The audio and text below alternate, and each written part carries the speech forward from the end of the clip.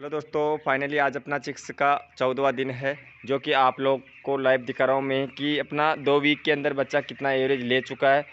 आप लोग देख के अंदाज़ लगा के अपने को कमेंट करना होगा कि कितना एवरेज आ रहा होगा। वैसे दोस्तों, इस वीडियो के एंड में मैं बताने जा रहा हूँ आपको कि क्या एवरेज रहा है, कितना बॉडी वेट अपना दे रहा है अभी बच्चा। और इस समय के अंदर गर्मी के मौसम में आपको पता है कि बढ़ती गर्मी के अंदर किस हिसाब से बच्चे को अपना मैनेजमेंट देना चाहिए, जो कि अपने बच्चों के लिए प्रॉपर ठीक रहता है। ठीक है ना। और रही बात दोस्तों कि अपने जितने भी फार्मरों के अंदर अभी गर्मी के अंदर हीट स्ट्रोक बन रहा है ना, हीट स्ट्रोक बनने का मतलब यही होता है कि गर्मी के अंदर बच्चा वैसे ही परेशान रहता है। उसके अंदर आप मैनेजमेंट देने में अगर कुछ कमी आ रही है तो बच्चे में ये समझो कि मोडल्टियाँ ज़्यादा हो जाएगी। मोडल्टियों के साथ साथ दोस्तों जितने भी अपने पास बच्चे हैं वो उन बच्चों के अंदर इतनी पंपिंग चालू रहेगी, दिन के अंदर दाना छोड़ देगा। दाना छोड़ने के कारण दोस्तों बच्चे का वजन वेक मार जाता है, और ब्रेक मारने के कारण अपने फार्मर भाइयों के लॉस लगता है। दोस्तों लॉस इस हिसाब से लगता है कि एफसीआर दिखाता बच्चा और एवरेज घटा देता है। एवरेज घटाने के कारण अपना यही है सीधा सीधा तरीका कि उसको सुधार कैसे करें। तो अपने को सभी फार्मरों भाइयों को सुधार करना होगा। सुधार किस हिसाब से करना होगा कि अपना सारा देखो सिस्टम मैनेजमेंट से ही सुधरता है। तो मैनेजमेंट में क्या करना होगा दोस्तों, पहली बात तो ये है कि कोई भी किसान भाई के 1 दिन से लेकर 14 दिन तक या 2 वीक के अंदर ये समझो कि 15 दिन का बच्चे को अपने को किस हिसाब से पर्दे का मैनेजमेंट देना होगा। उससे क्या होता है कि बच्चा अगर गर्मी में थोड़ा बहुत परेशान होता है, पर यह है कि वो सीआरडी से बच सकता है। अगर सीआरडी से बचाना होगा तो दोस्तों आपको मैं पहली बात तो पर्दे की मैनेजमेंट बता देता हूँ कि अपनी पोल्ट्री में आप यानी कि आधा पर्दा ओपन रखना होगा। जैसे मैं आपको भी बता रहा हूँ, अभी आपको लाइव भी दिख रहा होगा मैं किस हिसाब से पोल्ट्री के अंदर पर्दे का मैनेजमेंट बच्चों को दे रखा हूँ। मैं दिन में भी इस हिसाब से दे रखा हूँ, ताकि दिन में क्या दोस्तों बहुत तेज़ हवा चलती है, वो लू में कन्वर्ट होकर चलती है। ये समझो कि गर्म हवा चलती है सारे दिन, पूरे दिन गर्म हवा चलने के कारण दोस्तों बच्चा वैसे भी ज़्यादा परेशान रहता है। तो अब आपको मैं बता देता हूँ कि मेरे पास क्या क्या सिस्टम चालू था, क्या क्या नहीं था, और क्या मैं चालू करने वाला हूँ, क्या अब कितने दिन बाद चालू करूँगा उसको। ठीक है ना। तो इस वीडियो के माध्यम से हर एक किसान भाई को मैं यही बात बताने के लिए ये वीडियो आपको दे रहा हूँ। ठीक है ना। तो पहली बात तो मैं बता चुका हूँ, पर्दे का मैनेजमेंट इस हिसाब से देना होगा कि आप पर्दा खोलना होगा अपना 2 वीक के अंदर।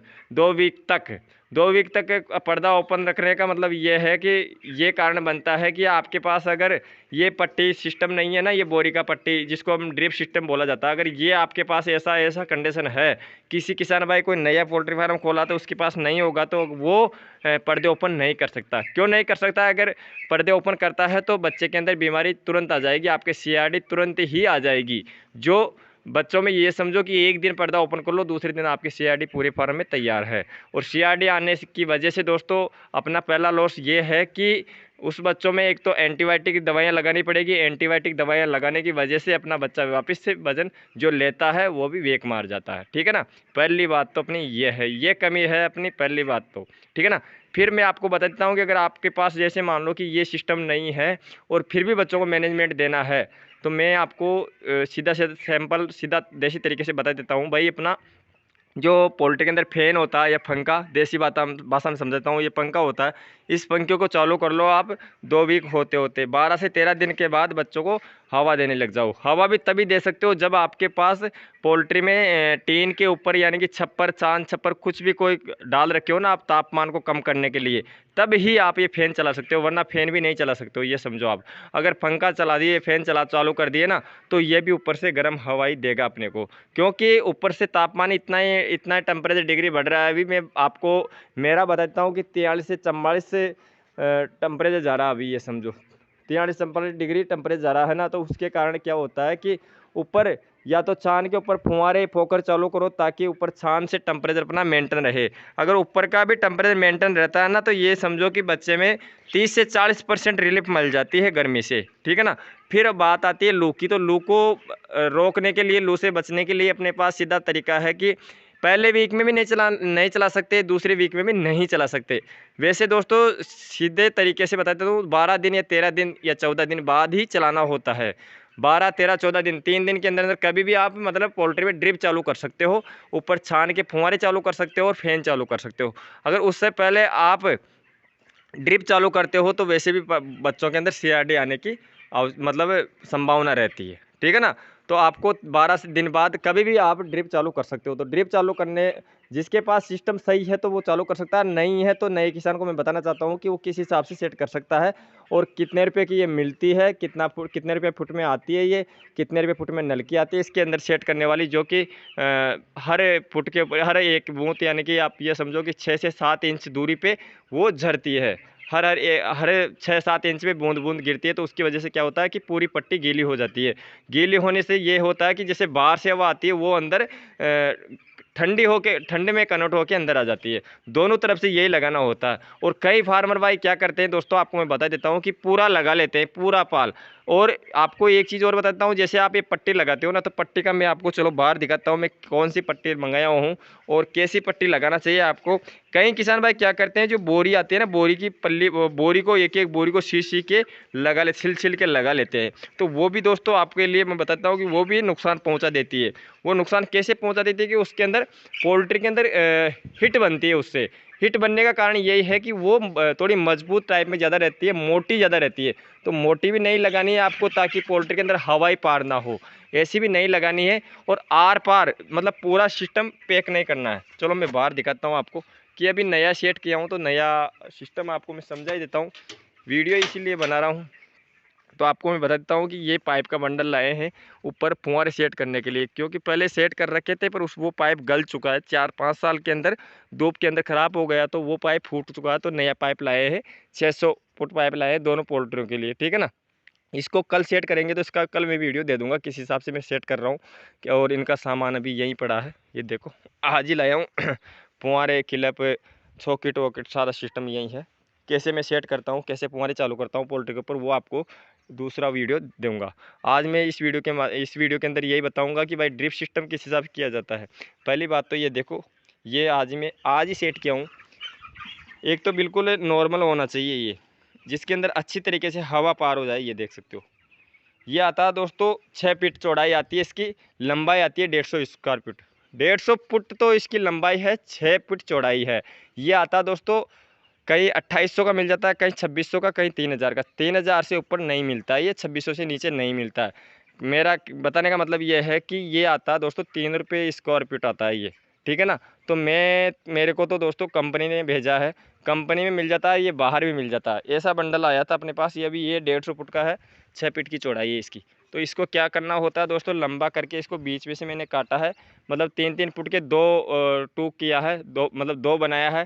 तो मेरा कहने का मतलब ये है दोस्तों कि मैं हमेशा 3 फुट का ही लगाता हूँ, 6 फुट का आर पार नहीं लगाता हूँ।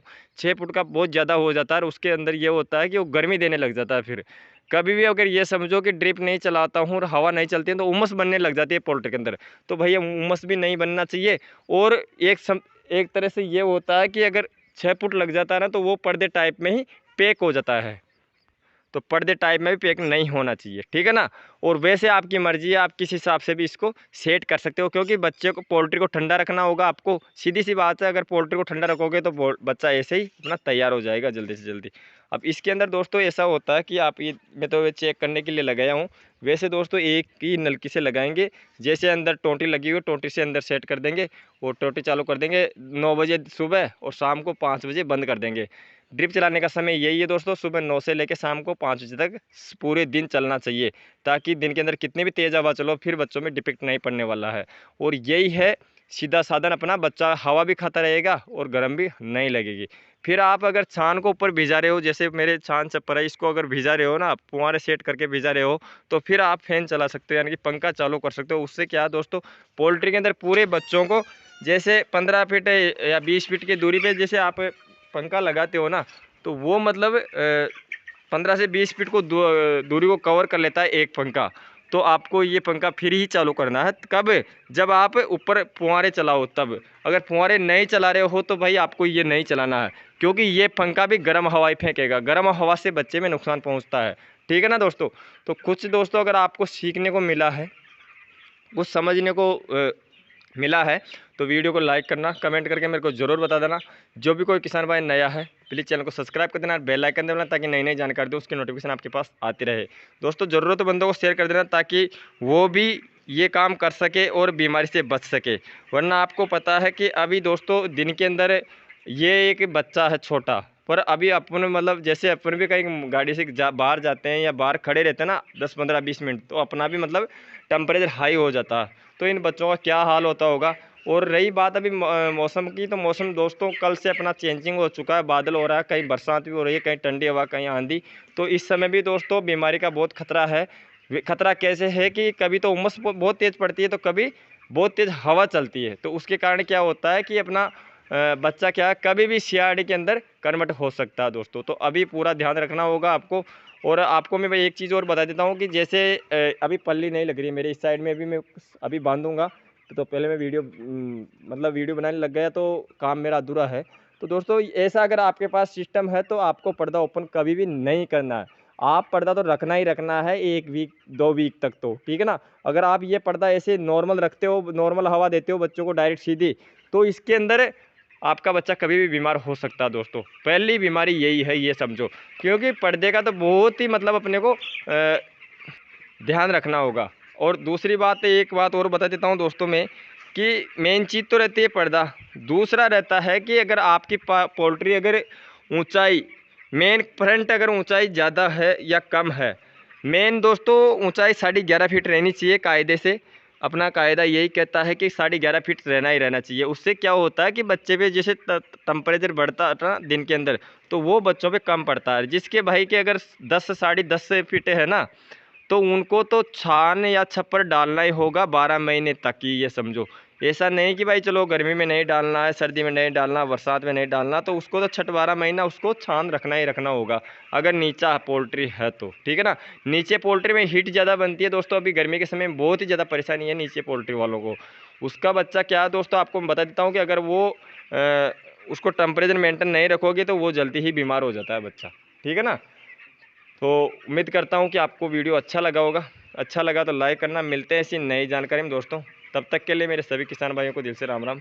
जय हिंद, वंदे मातरम।